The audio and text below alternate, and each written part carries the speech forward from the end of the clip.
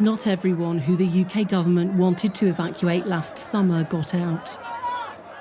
A year on, we've heard multiple accounts from people scattered across Afghanistan and the wider region in fear of their lives. I'm really afraid and I'm still hiding.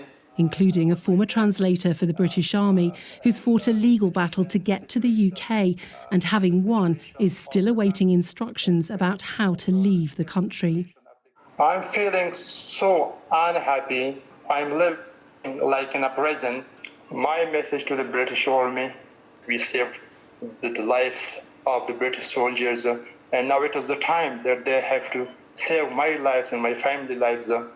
The former translator is one of 750 people accepted for relocation, but still thought to be stuck in Afghanistan.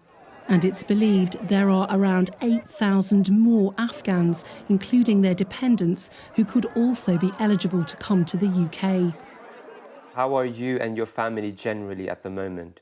Solicitor Kez Siddiqui says the client he's speaking to is one of 6 translators he's represented in legal challenges against the British government.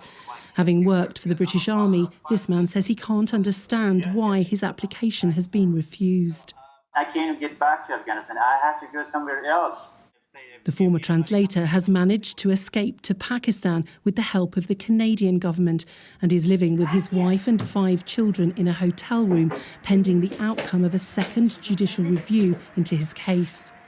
The overall handling of the scheme, despite the numerous assurances by the government, has been appalling. These individuals, if they didn't have the legal representation, they would have just been stranded and left in Afghanistan or in a third country where they have no right of residence. The withdrawal from Kabul was chaotic. Now 120,000 relocation applications to a scheme for those who worked for and alongside the UK's armed forces have been made, although many are thought to be duplicates. They include a woman we spoke to in Turkey who served in the special forces of the Afghan army. The Turkish authorities are deporting people back to Afghanistan, which terrifies her. You can't see her tears as we talk, as we're protecting her identity. Do you regret fighting in the Afghan army alongside the British? I do not regret, but when I'm thinking about my current situation, I am living in another country and I'm completely forgot, especially by the British government. Other people we've spoken to describe the relocation schemes as arbitrary. Hello? Assalamu alaikum. Mohammed, who was a translator for the British Army and is now in the UK, is on the phone to his sister in Afghanistan. He says he knows people who've been allowed to bring their extended families, yet he's not received a reply to his application. He shared these photos, which he says are the Taliban at his family's front door, looking for him.